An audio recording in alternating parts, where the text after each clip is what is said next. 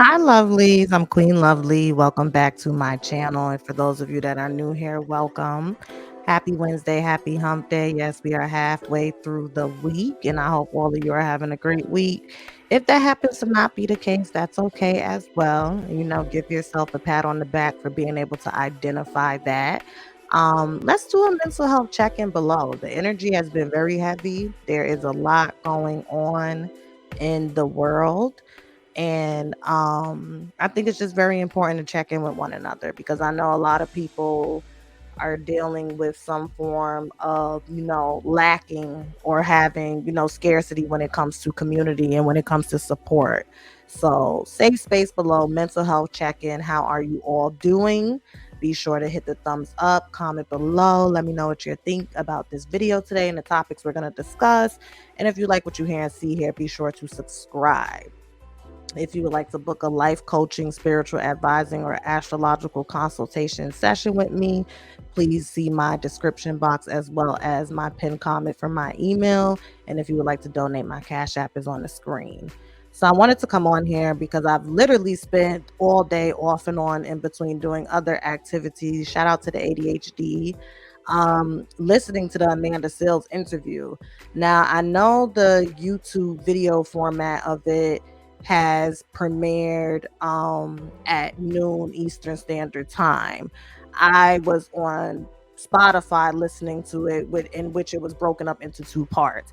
And I wanted to come on here and discuss a few things. She finally confirmed, and for those of you that are already subscribed, you are familiar with my previous commentary on Amanda Seales because she is one of those polarizing public figures that spends a lot of time in the headlines for controversial reasons, mostly based off of something she may say or a shared experience that she may speak on, in which people, respond and do what they do on social media. And she spoke about a lot. So number one, she confirmed that her and Issa, they just don't rock together anymore. Now, what was interesting about this is if you go back to when I think Insecure wrapped up in 5 seasons, right?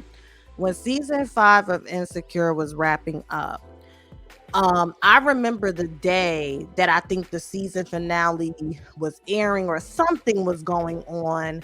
Issa Rae had posted some cryptic messages to her Instagram story. And I want to say it was in response to blogs such as the Jasmine brand picking up on what Amanda Seales was saying, because I feel like they had did a farewell special and Amanda Seales was not a part of it and people were asking about it. And y'all know how Amanda Seales is, and rightfully so. People gonna ask about me. Who better than me to respond and speak on me? And I remember Amanda Seales Issa Rae in response had posted some memes, and one that I vaguely remember was where she was saying something like, let me hush, whatever the case may be. And I was like, am I picking up what they're putting down correctly? But Issa's a professional. And at the time, Amanda Seales was still playing, cutesies with her, because if I'm not mistaken, even after the show ended, Issa Rae went on Amanda Seales' podcast. So I don't know if that was for appearances, for industry politic purposes and network relations, or if it was just something that was already etched in stone, pre-recorded, and the interview of the podcast just got released when it did.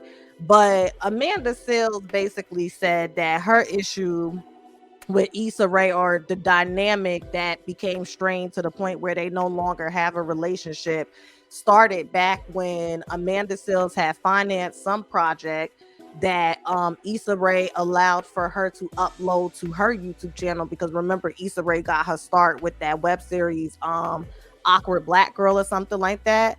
And it ended up going viral and doing well, but the only thing is that a lot of people thought it was Issa Rae's project and they didn't know that it was Amanda Seales. And it was called Get Your Life. So Amanda Seales had some series called Get Your Life on her YouTube channel. And Amanda Seales said that she was asking Issa Rae, hey, can you just like tweet out or just clarify that this is actually my project? and Issa Rae never did it, but she never felt any way towards Issa that would have her deal with or look at her differently. She just chopped it up to, okay, that's just how Issa does business. Okay, so that was the first thing. The second thing was that she started having this dynamic with Issa's publicist that created the infamous moment when, you know, Amanda Seales recounted a story on her Small Doses podcast a few years ago that she had been forcibly removed from a Black Emmys party that was hosted by Issa's publicist, and she had framed it that she was removed or she wasn't allowed in by a white woman that was working the door. Now, she did clarify in Club Shay Shay interview that she found out that the woman was white passing and she was actually Mexican. I believe it because I get it, okay? And she gave more details. Now, either I had missed these details or this is the first time she's conveying these details, but she said that she pretty much was verbally and forcibly assaulted the way she conveyed it. She said that somebody's chest bumped her and all types of stuff. She had her homegirl with her who was from the Bronx. They were trying to remove her from the party and all types of stuff. Nobody was helping her. Then when it comes to the Serrano or whatever his name is, Jackson dude, she said she felt the way about him jumping in there and trying to get a moment on Twitter when he had tweeted out, you can't be a nasty, you know, ass person or a disrespectful ass person and wonder why nobody likes you, whatever he said. And Amanda Seales was talking about how he had got that girl pregnant on the show. Remember, he got that girl pregnant, and there was a lot going on about him supposedly not being the father to the child, or him not claiming his father and parental duties to the child.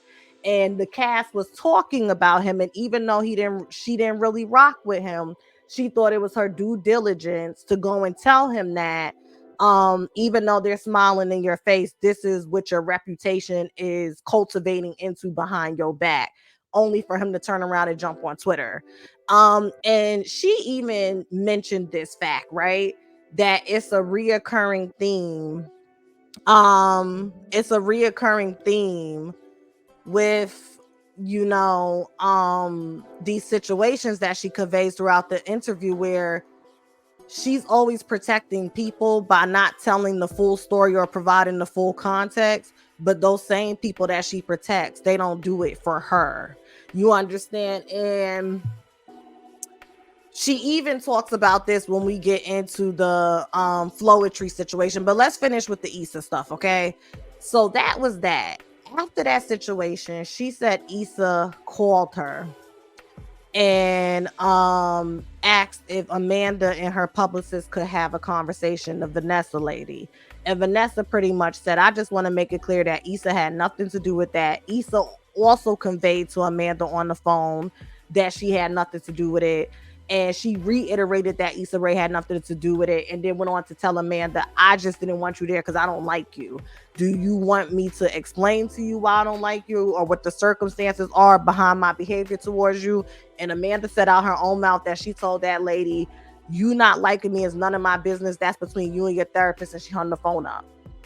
After that, Issa's publicist, supposedly per Amanda, what she conveyed today, went around and started this smear campaign and was saying stuff as egregious as supposedly Amanda peed on the floor, and just did a whole bunch, did her big one, honey, did her big one down to that Black Emmy party.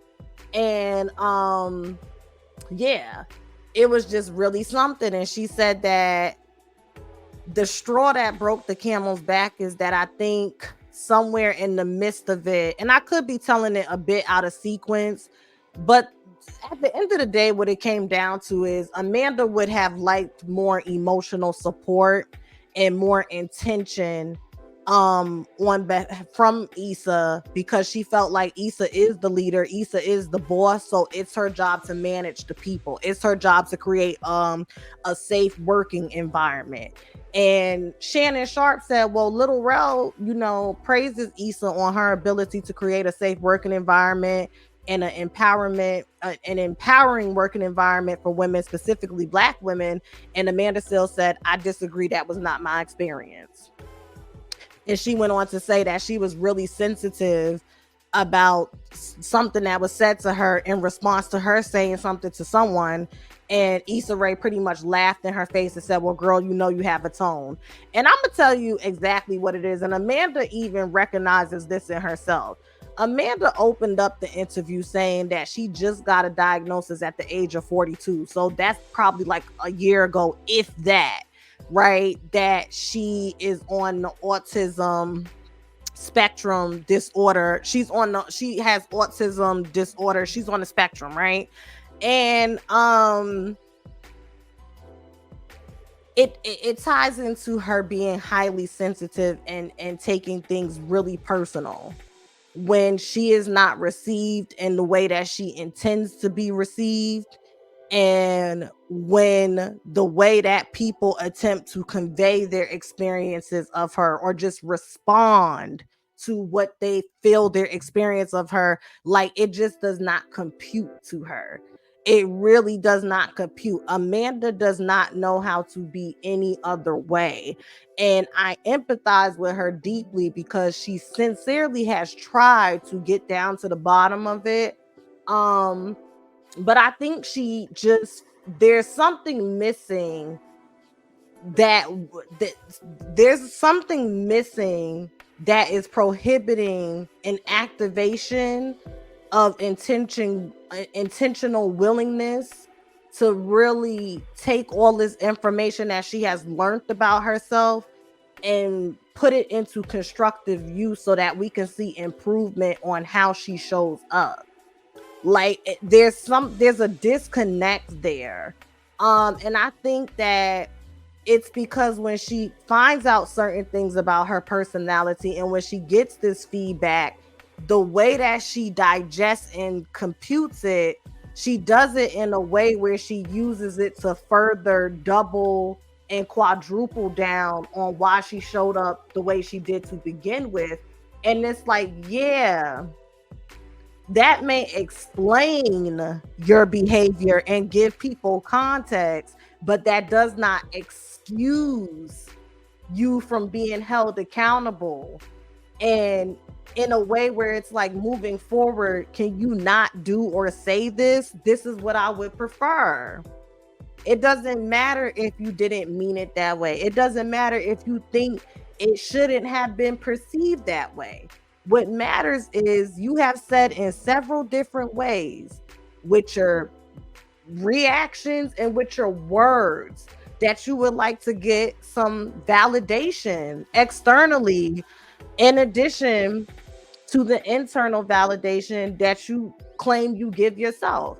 You said that you're brilliant, that you're intelligent, that you're so loved and so supported. But at the same time, when you came out and you were being vulnerable and you were basically just conveying that, hey, I would like to be recognized and pedestalized and rewarded and acknowledged for what I do in Black spaces,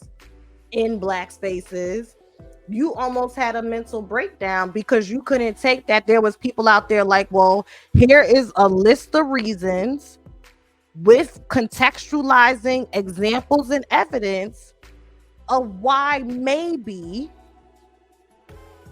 you aren't being invited and welcomed and embraced and rewarded and acknowledged in these spaces. And here are a list of experiences and opportunities that you have had to pivot, to rebrand, to represent. And here is how you showed up. Here is how it was received. And this was the ending result. And you can lay it out clear as day to Amanda, and she still won't understand because it's not what she has agreed upon with inside herself. You might as well be talking to, if you're not speaking her language and saying what her ego wants to hear, you might as well be talking to yourself. I don't care if it's not your intent. Your impact is making your intent go up in flames every time. And while you may know how to say, I am sorry, I apologize, the real apology is the changed behavior, the willingness, and then the actual action of changing the behavior.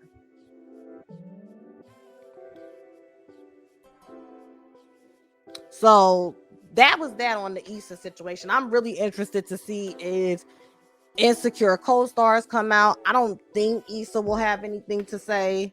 I'm interested with that to see what ISSA will have to say about that.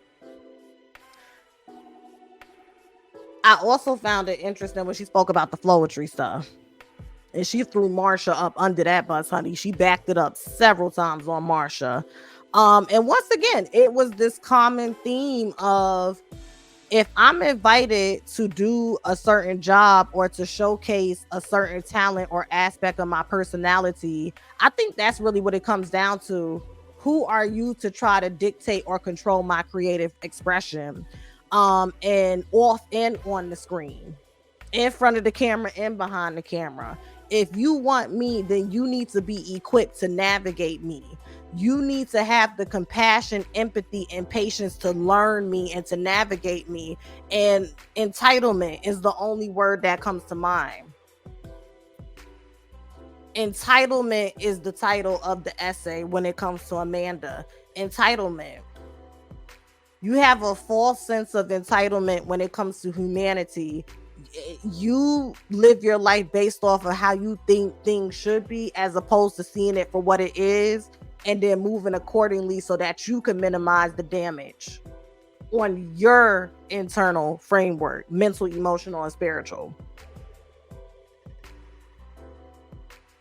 It's just very interesting to just see somebody be a willing participant to their suffering and not understand that. And then it was like the first 20 minutes of the interview, she damn near jumping down Shannon Sharp's throat because he's trying to give her an additional suggestive perspective to an experience she shared in the classroom, where there was this white teacher who said that she didn't like that Amanda was correcting her in front of the class.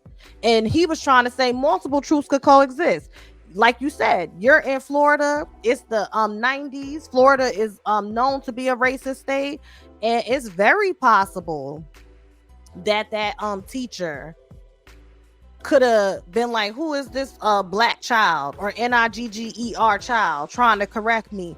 In addition to that, not negating that, he's correct. Most authoritative figures, most adults don't like to be corrected. Most people don't like to be corrected. You're one of those people. But in addition to that, most adults that carry an authoritative title, especially from a vanity perspective, they don't want to be corrected by children. He was trying to get you to see that the way that you personalize things, it's not to say that your feelings are invalid, but mama, you don't have to center yourself in every negative situation that you feel you're on the receiving end to. That's called emotional intelligence. Because you center yourself, you internalize these things, you allow these things to hinder your self-esteem. And we've all been there, especially me. For those of you that's not new here, I've been very vocal about my self-love, self-acceptance, and self-healing journey that I'm actively on. There has to come a point where you're like, I'm tired of suffering. I'm tired of being a willing participant to my suffering. I'm tired of hurting my feelings. I'm tired of doing the same thing over and over again and really thinking naively I'm going to get a different result. And instead of people pivoting from that and learning how to empower themselves, it goes from, let me stop trying to fit in and let me now try to control. People disagree with Amanda on her page, she blocks them or calls them stupid. People try to agree with her and add something on. That's besides the point. Stay on task, this, that, and the third. You don't know how to entertain anything outside of your experience. Because in the past, when you have, because you did not have the tools to digest it and have it work for you, it was more of a detriment to you. So you're holding on to those experiences and allowing those experiences to shape how you move forward when people who truly do have good intentions, who truly do see you, And they're like, okay, we're gonna work within this framework of what you're giving us and showing us, and not what we think you should be giving us and showing us. You can't even take that. And again, you see how I could break it down? I get it. But Amanda, this is life, and don't nobody owe you anything. Another thing is, you're supposed to be a revolutionist, but at the same time, you want us to get behind you and enable your desire to be platformed in a superficial way, because you get the proper recognition from the proper people whose interests and passions are aligned and run parallel with yours. So anything outside of that, that's once of your ego and flesh, and once again, those are yours. You are entitled to be who you are and want what you want, but you are not entitled to the support of those ones that go beyond the substantial. You're not saying, hey y'all, can you help me get my NAACP membership reactivated? You're not trying to get a +1 to a Black Panther goddamn meeting. You mad because you can't dress up and go on the red carpet and take pictures and talk about the work that you're doing, and then go on stage and smile, wave, and cry and get a trophy. Let's call it for what it is, because many people do support you loudly. So that's just that. I really do wish her well. This probably will be my last video unless people start responding to her. And then I'll just talk about their response. But I'm a solution-oriented commentator. I don't like to kick nobody while they down, especially if I can't extend a hand to help them up. And yeah, I think I done beat this horse into the ground, because this interview proved that she really is, at least for me, in my gaze, and my ability to add anything of substance to this shared experience of observing her as a public figure, a lost cause. And it just is what it is. If you not 100% with Amanda, you against her. And again, she has every right to be that person, but you are not entitled to the validation of who you are as a person. And with that, y'all have a good day. Bye.